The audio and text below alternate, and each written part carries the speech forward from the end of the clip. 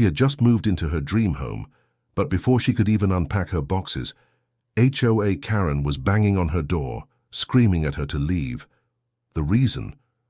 Karen didn't believe she could possibly own a house like that. But what happened? Next, not only shocked Karen, it changed the entire neighborhood forever.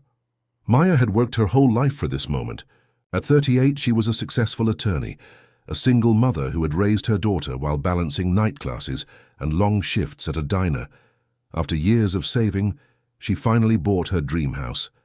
A beautiful two-story home with a garden in front and enough room for her daughter to have her own space. It wasn't just a house. It was proof that all her sacrifices had been worth it.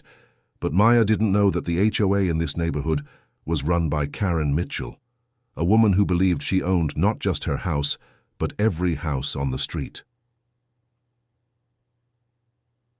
On moving day, Maya was unloading boxes from her car when Karen marched up. Karen had that look, sunglasses perched on her nose, clipboard in hand, voice dripping with superiority. "Excuse me," Karen snapped. "I need to know what you're doing here." Maya, caught off guard, smiled politely. "I'm moving in. I just bought the place." Karen laughed. Not a friendly laugh, but a cruel one. "Oh, honey, there must be some mistake. Homes like this aren't for renters." Maya frowned. "I don't rent. I own this house." Karen's face twisted. "Impossible. People like you don't live in houses like these. I'm going to have to ask you to leave before I call security." Maya tried to brush it off, but Karen didn't stop. Within hours, HOA letters were shoved under her door. Complaints about her car. Complaints about her daughter's bike left near the porch. Even a fine for having too many boxes visible during move-in. Maya realized this wasn't just hostility. It was war. And the worst part, neighbors began to whisper. Some avoided eye contact, others looked at her with pity, as if she didn't belong. But Maya wasn't one to back down, not after everything she'd fought for in her life. One evening, Maya returned from work to find Karen standing on her porch, with 2 HOA board members beside her. Karen crossed her arms. "We've reviewed the matter and it's clear you don't belong here. You'll need to vacate immediately." Maya's daughter, watching from the stairs, whispered nervously, "Mom, are they taking our house?" Maya clenched her jaw. "No, baby, nobody is taking our house." She turned to Karen. "This is my home and you will regret harassing me."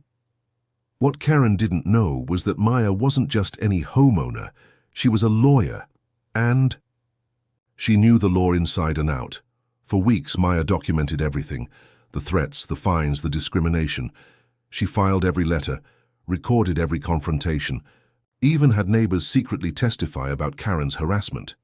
Then one morning, Karen received a letter herself, a lawsuit naming her and the entire HOA board for harassment, defamation, and attempted unlawful eviction.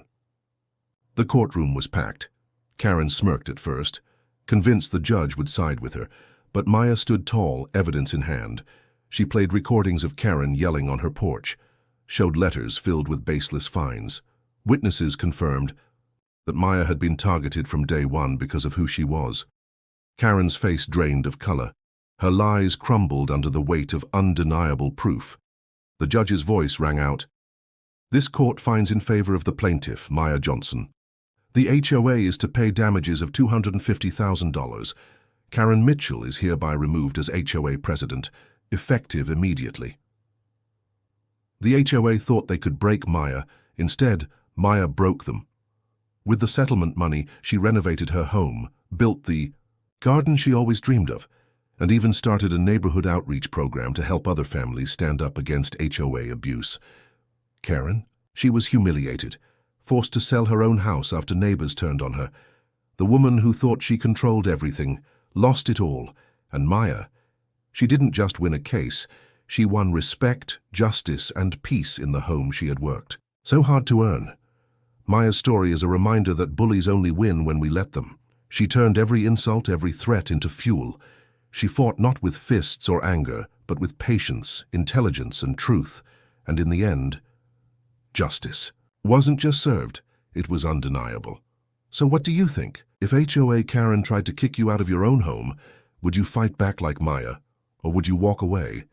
Let me know in the comments below, and if you believe justice always finds a way, smash that like button, subscribe, and share this story with someone who needs to hear it.